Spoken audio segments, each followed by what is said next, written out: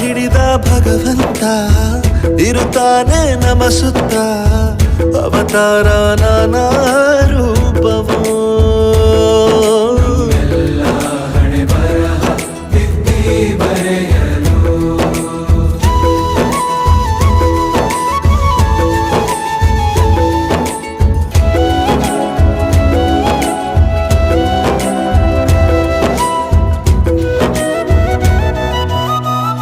ಬಾಳಲ್ಲಿ ಲೆಕ್ಕ